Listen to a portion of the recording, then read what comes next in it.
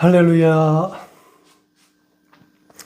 두 번째로 헤세드는 상식을 초월한 만남으로 또 상식을 초월한 능력으로 우리 앞에 형상화되어집니다.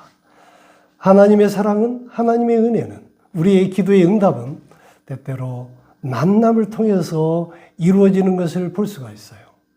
자, 오늘 헤세드의 사랑의 진면목을 보여준 룻의 오랜 애환과 고통과 좌절은 이제 하나님의 섭리에 따라서 만나게 될 보아스를 통해서 온전히 해결되어지고 또 아름다운 그러한 이야기의 마무리로 이제 흐르게 되는 것을 볼 수가 있습니다. 자, 그래서 그 룻이 보아스를 만나기까지는 시어머니 나오미의 역할이 있어요. 시어머니인 그 나오미는 오늘 말씀의 3절로 5절 말씀을 보면 시어머니가 며느리에게 얘기할 수 없는 상식적이지 않은 주문을 해요. 자, 그 주문이 뭐냐면, 자, 오늘 보리타작을 하게 되면 그 당시 이 사람들에게 있어서 보리타작 행사는 가장 큰 축제예요. 이제 그동안에 수확을 했던 모든 농작물을 이제 다 이렇게 타작해서 이제 거두어 드리고 그걸 축하하는 큰 잔치, 잔치를 벌이게 되죠. 그래서 그 잔치가 벌어지게 되면 함께하는 모든 이들이 준비한 포도주와 음식을 먹고 또 고기를 먹고 또 포도주를 나누는 이제 그런 행사가 전개가 되어져요. 자, 그렇게 되었을 때 이제 틀림없이 그 행사의 주관자인 보아스는 술을 많이 마시고 취해서 잠자리에 들어갈 것이다. 그랬을 때 너는 그때까지 기다렸다가 숨어 있다가 그가 잠자리에 들면 보아스의 이부자리 끝자리에 조용히 누워서 너의 이불을 덮고 누워 있으면 그렇게 되면 이제 모든 것은 알아서 상황이 진행되고 마무리될 것이다. 이런 얘기를 시어머니가 며느리에게 하고 있는 거예요. 또 전혀 상식적이지 않잖아요. 그 시대의 문화로 놓고 보면 그것은 곧 이제 자기 이부자리 끝에 조용히 들어온 여인은 그 사람이 거절을 않고 함께 밤을 보내고 나면 첩으로 맞아 드려야 되는 풍습이 있어요. 따라서 시어머니 나오미는 며느리 룻을 보아스의 첩으로 들여보내서 룻만이라도 배고픔에서 또 모든 굶주림에서 그런 가난에서 그런 어려움에서 이제 벗어났으면 좋겠다라고 생각을 하고 그리 안배를 한 거예요. 헤세드와 같은 사랑을 며느리에게 보내는 것이죠. 그랬을 때 룻은 5절에 보면 뭐라고 되어 있느냐 하면 5절 하반절에 보면 어머니의 말씀대로 내가 다 행하리이다 이렇게 얘기를 하거든요.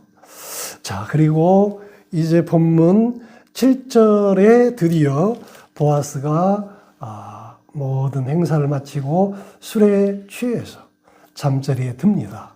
그랬을 때 룻은 시어머니가 이야기한 대로 조용히 자기가 들고 있는 이불을 가지고 가서 보아스의 이불 끝자리에 조용히 눕습니다. 자, 그랬을 때 이미 잠자리에 누워 있었던 보아스는 8절에 보면 깜짝 놀라서 내가 누구냐라고 물어요. 자, 이때 시어머니가 나오미가 룻에게 뭐라고 얘기했냐면 그럴 때는 조용히 있어라. 아무 말도 하지 말고. 그러면 모든 것은 이제 형편대로 잘 해결될 것이다라고 주문을 했는데 룻은 전혀 다른 선택을 해요. 뭐라고 하냐면 중반절에 나는 룻이다. 그리고 후반절에 당신의 옷자락을 펴서 당신의 여종을 덮어 주소서. 이는 당신이 나에게 기업을 물을 자가 되니이다. 라고 이렇게 대답을 하는 거예요. 이 말의 의미는 나를 당신의 본부인 삼아달라. 이렇게 요구하는 거예요. 그 지역의 실력자이고 유지이고 모든 것을 가진 사람이고 아쉬울 것 하나 없는 그런 보아스에게 이런 이제 룻이 이방인이잖아요. 과부이고 가진 것 하나도 없는, 그리고 시어머니 하나 달랑 딸려 있는 그 룻이 도무지 요구할 수 없는 무리한 요구를 하고 있는 거예요. 자, 그런데 이때 보아스의 대답이 전혀 다른 대답이죠. 10절에 보면 자, 내 딸아, 여호와께서 내게 복 주시기를 원하노라. 내가 가난하건 부하건 젊은 자를 따르지 아니하였으니 내가 베푼 인애가 처음보다 나중이 더하도다. 보아스는 룻의 그 무리한 요구를 오히려 자기에게 베푸는 인애라고 이렇게 말하고 있습니다. 인애라고 하는 것은 하나님의 사랑과 같은 헤세드와 같은 사랑을 내가 나에게 베푸는구나. 또 그리고 그 바로 앞에 뭐라고 되어 있냐면 너는 젊고 아리따운데 나이 많은 나를 택했구나. 그러한 선택의 배경에는 인애와 같은 그런 마음으로 인한 것이려니 인정해 주는 거고, 그러한 룻의 요구를 존중해 주는 거예요. 그리고 하나님의 이름으로 축복하는 거예요. 가면 갈수록 잘 되는 축복이 임하기를 축복해 주는 거예요.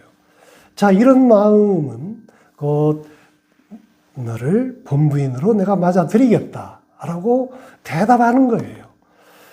자, 그래서 이렇게 해서 보아스는 룻을 아내로 맞이하게 됩니다. 그리고 이 보아스가 룻을 아내로 맞이하게 되는 것은 또 하나의 하나님의 섭리이고 또 하나의 헤세드 사랑이구나 하는 것을 엿볼 수가 있어요. 그 이유는 뭐냐면 룻기 2장에 보면 그 지역의 실력자인 보아스가 이방인이라고 손가락질을 받고 과부라고 하는 룻의 행태를 면밀하게 지켜보고 있어요. 그리고 그런 룻에게 갸륵한 마음으로 많은 이삭을 흘리게 만들고 또 점심자리에 초대해서 또 후하게 대접하고 돌아가는 길에는 시어머니를 위한 그러한 음식 보따리도 쌓아줘서 보내요. 이제 그런 마음으로 룻을 지켜보고 있었던 그런 모든 것은 헤세드 사랑을 또 시어머니를 붙잡는 룻의 마음을 하나님이 보시고 보아스를 통해서 역사하는 거예요. 그래서 헤세드 사랑을, 룻의 사랑을 보아스가 똑같이 룻에게 되돌려주는 그런 일련의 장면이라고 볼 수가 있어요. 그런데 이런 보아스의 마음은 우연이 아니다. 뭐냐면 보아스는 여러분들이 잘 알겠지만 여리고성을 정탐할 때 2명의 정탐꾼 중에 1명이에요. 살몬이라고 하는 정탐꾼이 이제 여리고성에 몰래 들어갔는데 이제 군사들에게 발각되어서 쫓기게 되고 결국은 라합의 집으로 도망을 가죠. 라합은 여리고성의 기생이었어요. 뭐 기생이라고 하면 여러분들도 어떤 의미인지 다 알 테니 생략을 하겠습니다. 그런 기생에게 이제 의탁을 했고 그리고 그 도움으로 인해서 두 사람은 무사히 이제 탈출해서 돌아가서 여호수아에게 보고를 해요.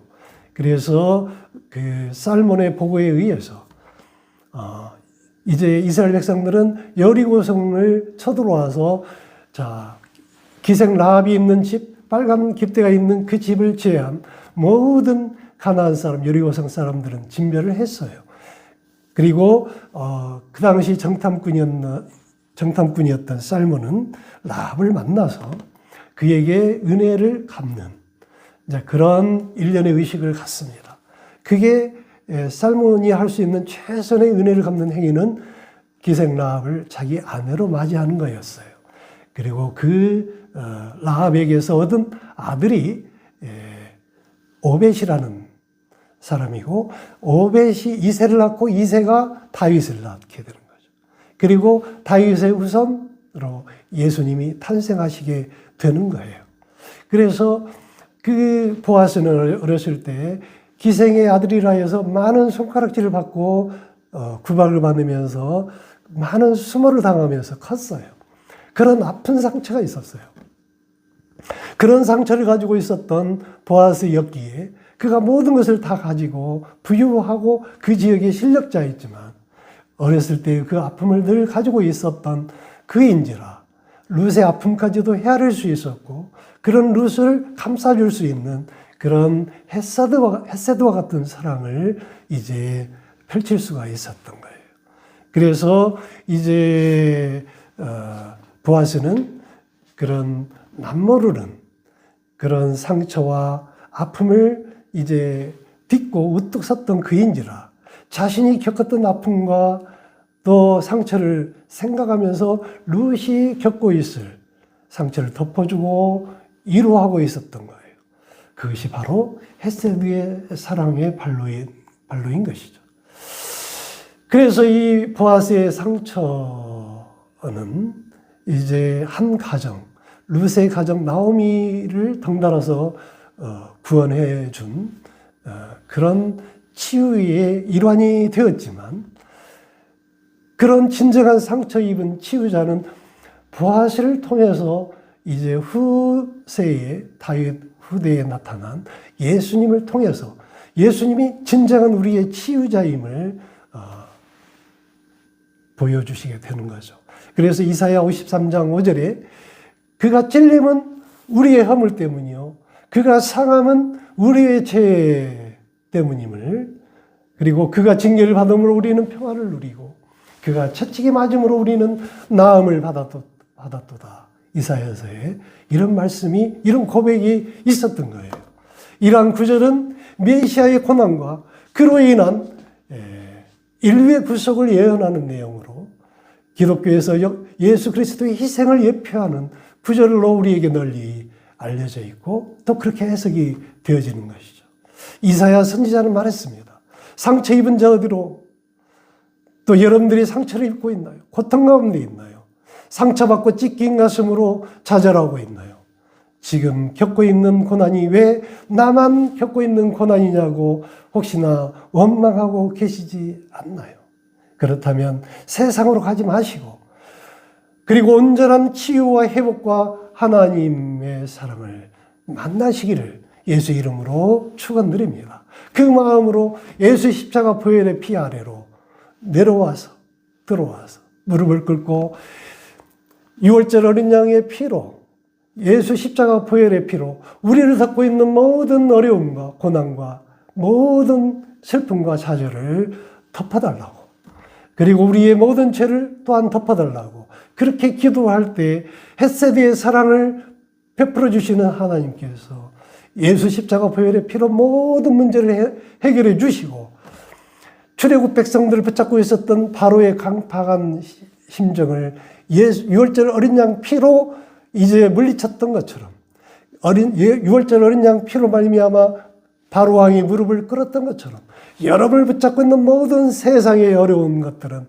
또 어려운 문제들은 환난은 여러분들 앞에 예수 십자가 보혈의 피로 말미암아 무릎을 꿇고 여러분들 붙잡고 있는 모든 사슬은 풀려지고 족쇄가 그게 분쇄되어지고 또한 그 모든 어려움에서 풀려나기는 놀라운 기적의 역사가 여러분들 삶 가운데 일어나게 될 줄 믿습니다.